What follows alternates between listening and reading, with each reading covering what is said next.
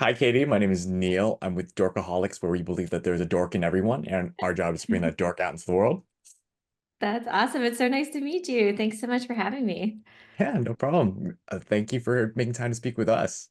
So a question I love to ask people when they're on Dorkaholics is, what made them a dork growing up? So, Katie, Oh what made you a dork growing up? Oh my gosh, I was the ultimate dork growing up. I was a straight A student. I read every book imaginable.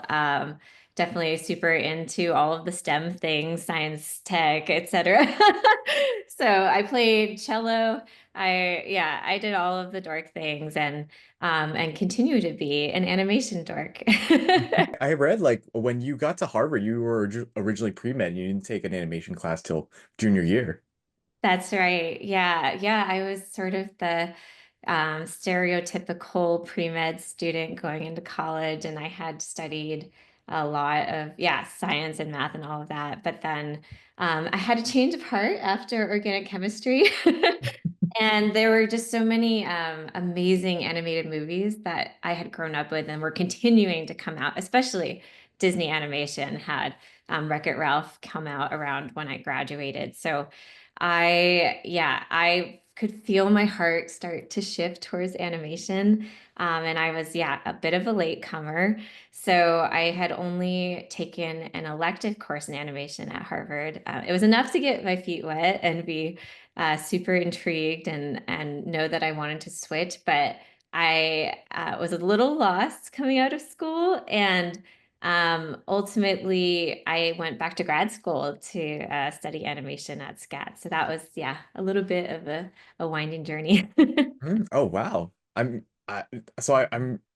recall you just saying you did cello growing up. Did you take any other types forms of art or like traditional like things that people would imagine would be a stepping stone to animation?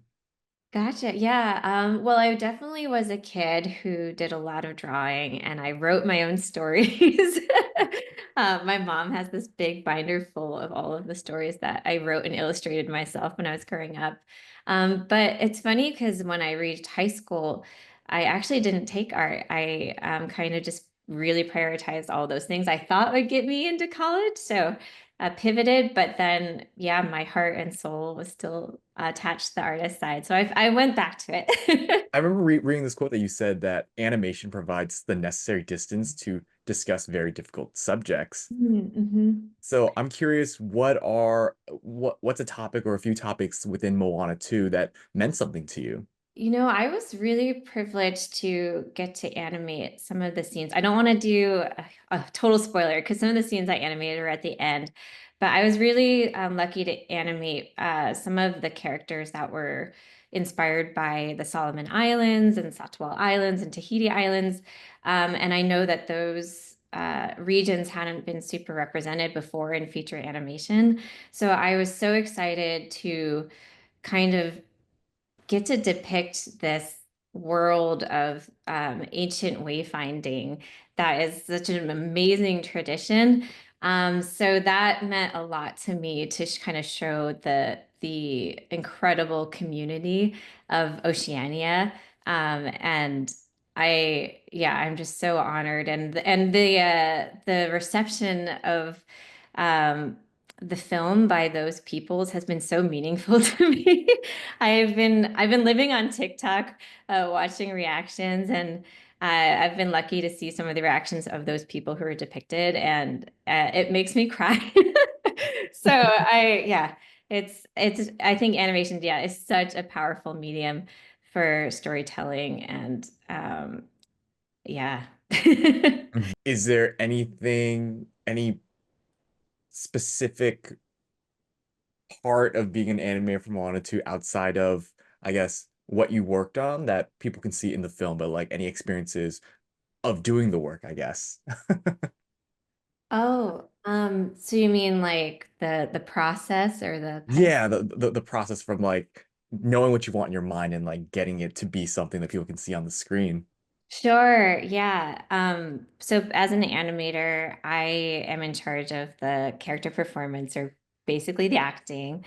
And I bring to life every breath, every blink, every movement in the body. So part of my process is to actually shoot video reference of myself. And it's always very funny because I'm not the best actress, but it's always a great kind of launching point for what I'm going to do. And it's kind of like improv where I try out a bunch of different things in front of the camera, and I cut it together and try to figure out what will work.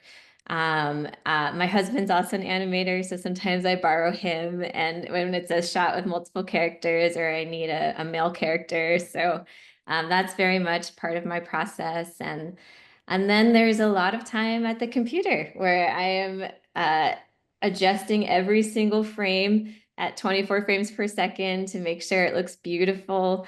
And I think there will be a social media post soon where you can see the back of my head and it's a time lapse and I'm animating and I'm doing these tiny little micro adjustments to the shot. So that will give folks a little bit of a peek into my process. But yeah, it's all very detailed and uh, it can be, I think some folks would think we're crazy for how much work we put into it, but um, for me, yeah, I love it. I love every second of it. Hmm.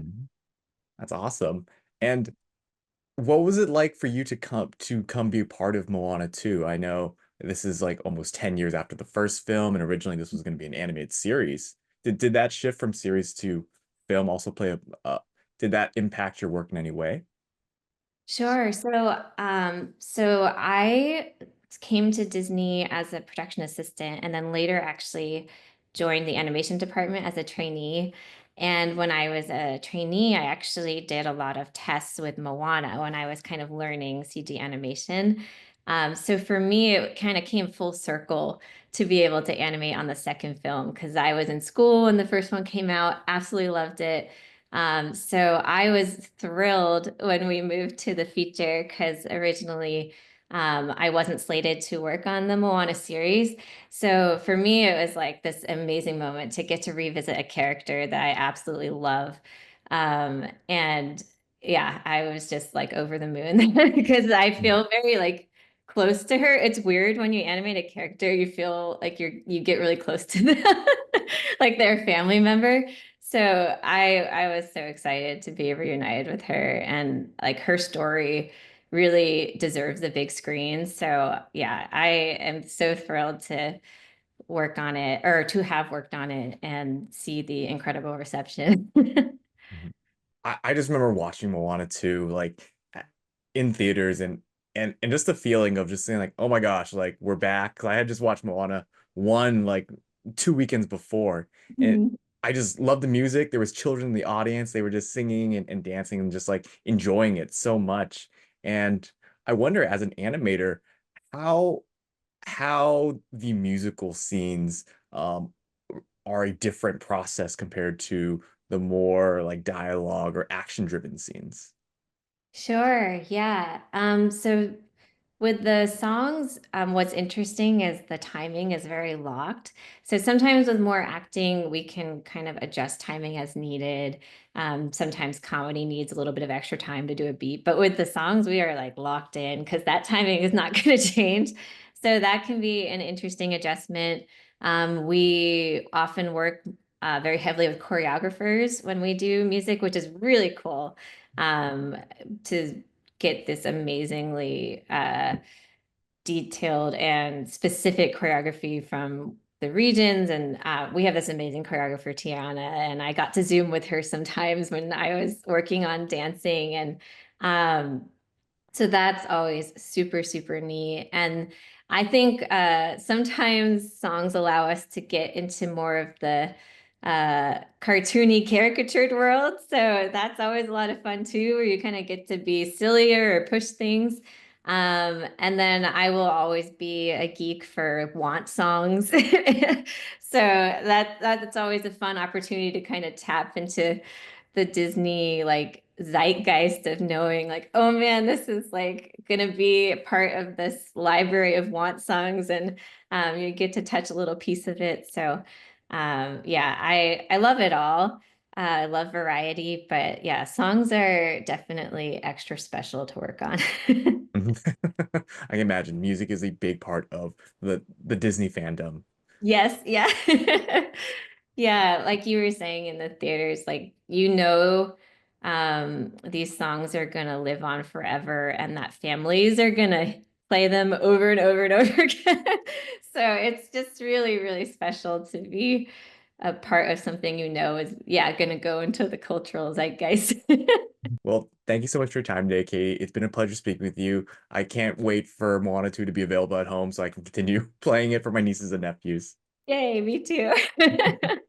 It was so nice talking with you. Yeah, thanks again for having me. Great questions. Thank you, Katie.